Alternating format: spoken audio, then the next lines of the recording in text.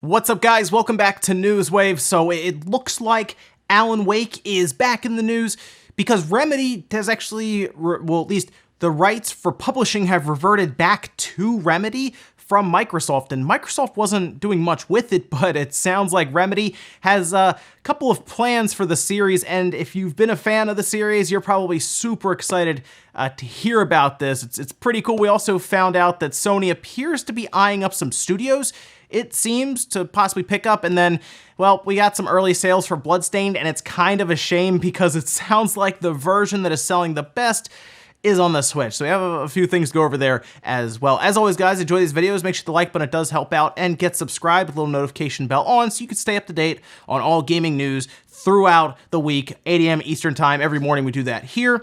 We're actually going to start today with NBA 2K20 because it is coming out, as most of us know at this point, but we saw cover shots and we also saw a Legend Edition, it seems, with Dwayne Wade on the front. Now, this game is coming out September 6th, and it looks like if you pre-order, you get all kinds of virtual currency and all kinds of fun stuff there, but the regular version has Anthony Davis on the front, whereas the Legend Edition, that'll be the more expensive one, will have Dwayne Wade on the front. And actually, the Legend Edition looks pretty cool. The cover art and stuff they did with the different colors and stuff all around, it looks actually really neat. Unfortunately, NBA 2K is known heavily in the gaming world as leveraging microtransactions constantly. So it's not surprising to hear that they're going to have virtual currency as a pre-order bonus, which tells us kind of all we need to know there. But I guess if you're a fan of the basketball games, there's not a lot. It's either Live or 2K, and Live's been struggling, whereas 2K leverages those microtransactions constantly, and they're doing pretty well. So I guess that's it for the market. You gotta go with them if you want to play basketball on your Switch, Xbox One, PS4. Also, you know, we talked about Final Fantasy XIV and how originally we heard that Sony was like blocking crossplay and keeping it off of other platforms like Microsoft's Xbox One and Nintendo's Switch. It sounds like, at least for Microsoft and Sony, it's actually Microsoft blocking crossplay. It's an odd situation because originally, again, we thought it was Sony, but it looks like it's actually Microsoft. This was during a roundtable discussion where developers from Square Enix actually talked about this, and some of the things they pointed out was that it's different for a first-person shooter versus an MMORPG, whereas the issue here is Microsoft does not allow cross-chat, according to them, for MMORPGs, and then building communities and guilds, for example, also is an issue with Microsoft crossplay with MMORPGs. It's not surprising for me to hear that Microsoft has more of an emphasis on shooters, first-person shooters when it comes to crossplay. Obviously, that's kind of what their demographic, their audience really likes, are the shooters like Halo and Gears, for example. But to hear that Microsoft is holding up what could be a game across all platforms almost, I guess. I mean, this is for Xbox, but I do wonder if that's the case, and Nintendo's been very open to all this, why it's not also being talked about for the Switch, unless they just want it on everything and it's Microsoft holding stuff up. Odd situation here. Oh, and just for fun, something I realized after going through Twitter is that Mario Maker 2 is out, right? And that means that developers of games, creators of games, will also make levels. It was kind of an interesting realization when I was going through Twitter after I saw this tweet here, for example, from Matt Thorson, who started sharing several levels from Mario Maker 2. I mean, they're sharing tons of them. Of course, Matt was one of the people behind Celeste, which is an outstanding platform. So to think that he would maybe take some of the tools from Mario Maker 2, make some awesome levels and some different games that we could play through there with Mario Maker 2, pretty interesting stuff. I'm curious what other developers out there, whether it's from Sony's platform, any of their studios, or Microsoft studios, who want to also make Mario Maker 2 levels and have us play through them. But to have someone like Matt, who, of course, again, behind Celeste, which is an outstanding platformer, yeah, I kind of want to check out their levels, see what they did. And guys, some of the quick news out of the way, let's get into the bigger stuff. We're going to start with Alan Wake right away. It's a game that has become a cult classic for a lot of people, although it's sold millions and millions of copies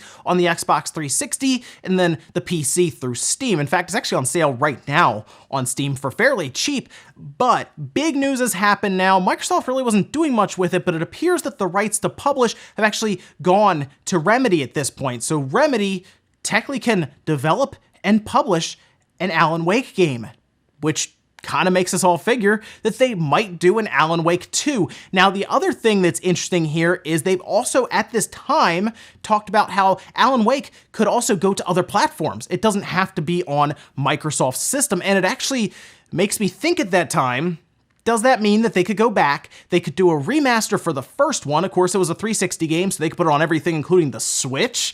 That would be fascinating to see Alan Wake show up, and they're like, hey guys, Alan Wake remastered, PS4, Xbox One, and Nintendo Switch. We're just gonna put it out there, try to raise money maybe to get Alan Wake 2 made, because I'll tell you now, the fans for Alan Wake, the cult classic, will go out in force and buy this thing. They really, really will, because they want Alan Wake 2. It's been kind of just sitting around with Microsoft, and Microsoft has been doing this with several IPs. We just saw Nintendo essentially revive Banjo-Kazooie for Microsoft with Smash. It's amazing to me that Microsoft has done this with some of their IPs where nothing has happened. Like Alan Wake 2, while it's not as big, I think, as something like if they did a full Banjo-Kazooie game now that it's been put in Smash, is still a game that I think would sell fairly well. Enough people remember it, and if you market it correctly to their audience on the Xbox, where it would be, I guess, at that time, a third-person action, adventure, horror, survival style game,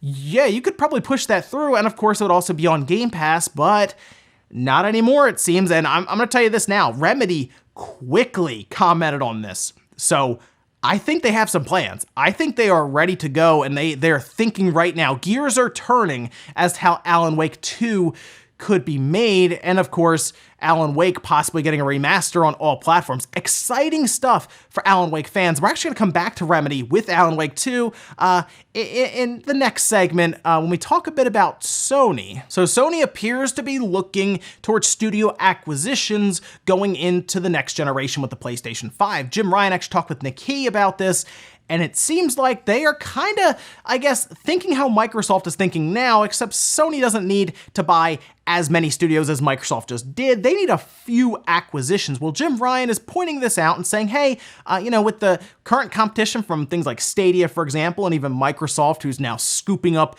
studios left and right so that they can compete with Sony. And of course, I guess at that point, Nintendo as well, as Nintendo has several studios internal and everything, and you can see how many games they put out of high quality. Well, it looks like Sony might be thinking, well, if we want to have studios work on games for longer, we would need more studios so that we can have a consistent release schedule for our games. So I thought about that and I said, well, Remedy just got Alan Wake. Maybe Sony comes in and says, hey, let's get Alan Wake 2 made, and while we're at it, we're just going to buy you guys. And I thought about that and I said, I wonder if they would do that. But I think there are better studios that they can acquire that might even be looking to be, like, I question if Remedy wants to be acquired, but Bluepoint seems like a studio that could be acquired by Sony, as they've been doing work. Of course, we saw Shadow of the Colossus. They're working on something else right now. I'm not really sure what. A lot of people think it might be a Demon's Souls remake. Hard to say there. But Bluepoint seems like an easy one for them to go get, bring them in. I also wondered about Kojima Productions, how, of course, he created a studio. He's doing Death Stranding with Sony's help already. I wonder if they would consider going in and locking that studio up as well, so that it's just their studio, and then Kojima would only work on PlayStation games, because of course there are rumors at this time of Death Stranding possibly going to PC. But if they lock them up, I just thought about Insomniac, but I don't know if Insomniac wants to be acquired as much as they just want companies to bring them in to develop games for them, like Spider-Man, how we just saw that do really, really well. And of course, they're looking around for someone to do Sunset Overdrive 2. I think they would be kind of like a Platinum Games, or Platinum Games doesn't really want to be acquired either. They just want studios to pay them to create games for them. Either way, I think we will hear about an acquisition from Sony for a studio going into the PlayStation 5, which means we would need to hear about it probably by Tokyo Game Show or even next E3, as we expect the PlayStation 5 to be out, of course, holiday 2020, to go up against the Xbox Scarlet. And in the sea of Switch Mini leaks, there was another one, kinda, I guess, that came out that's been making the rounds now, so I figured we'd comment on it quickly, because the one thing I realized about this is the same site, Win Future, that also leaked out the Xbox One SAD, the Xbox One S All Digital, ahead of time, gave us box shots, all of which were correct. Even the pricing they put out, also correct. Now, this is kind of what they put out. It seems way off. I think this is more or less a placeholder slash rendering for the actual like accessory whenever it's ready to come out alongside the Mini, I assume, as these are just mostly, silicone like game cases and everything. It looks off. It's from Big Ben, and it appears that WinFuture is also talking about how they have had confirmation internal from marketing and stuff that the Switch Mini is real and that it's actually coming soon-ish, it sounds, or at least announced soon-ish with marketing. So I think at this time, everything you're seeing online are just placeholders, even if it looks like, oh, I can match this up. Oh, it looks like there's a D-pad here, there's 2 analog sticks here, that stuff. I think more or less everyone's just making renderings of what they think it's gonna look like and how it's gonna fit in there, not necessarily if they've actually seen the Switch Mini. So yeah, you'll see more of these because more and more companies are gonna put accessory placeholders out to get ready to then sell you a product when the Mini drops.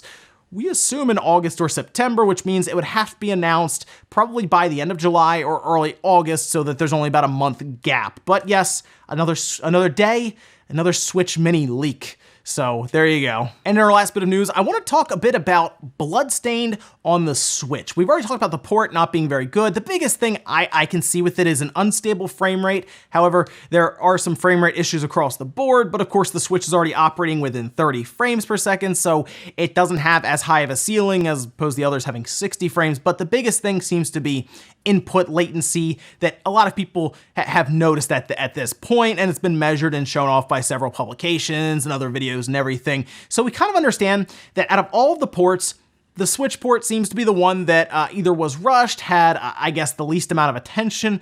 It just was the worst port, essentially, out of all of them.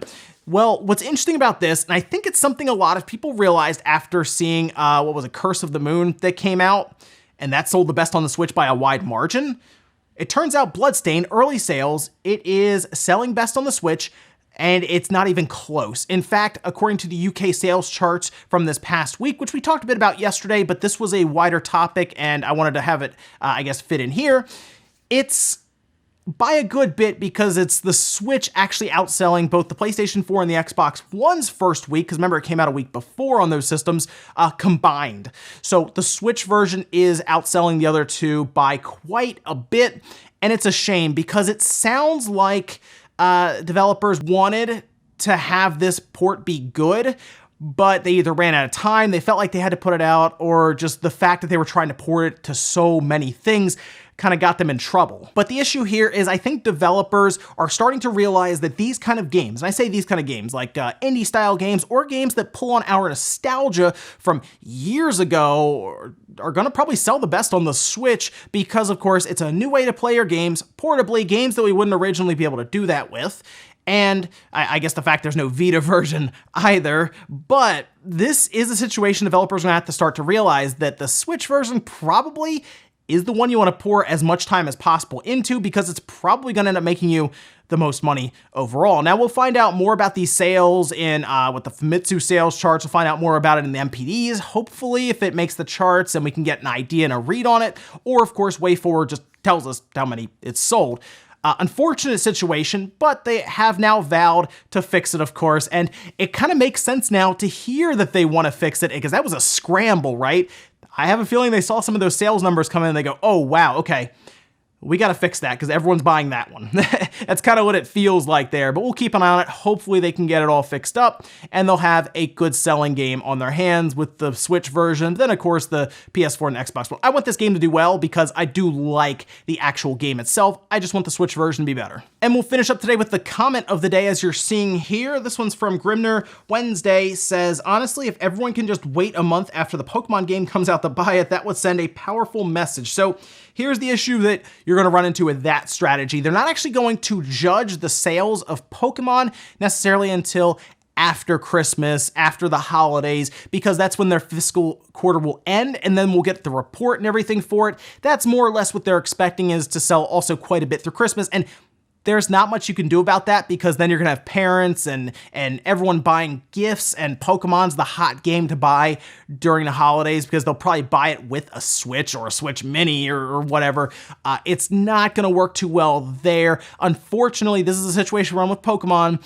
It's just one of those things that feels like, I guess even the developers realize at this point, it's too big to fail. That's like the issue that a lot of people are starting to see here, is that they can put out games that might not meet the quality that the fans want at this time, but it's still gonna sell 10, 15 million copies, which is something that developers who are really pushing to innovate and do all kinds of stuff would kill for. So it's a tough situation right now for fans who want Pokemon to innovate, to be different, to be better, I guess, but that's just where we are right now. And I want to say we don't have all the information around Pokemon Sword and Shield, so we at least need to find out how many Pokemon are in there and any other features. I think we'll learn more, obviously, leading up to release. Ladies and gentlemen, that's going to do it here for Newswave. If you enjoyed this video, guys, hit the like button, it really helps out. If not, hit the dislike. Leave comments down below about everything we talked about, whether it's Bloodstained Sales on the Switch being quite a bit better than the other versions. Do you think they should have focused more on the Switch version at this point? Because it seemed kind of obvious with, again, Curse of the Moon selling so well on the Switch,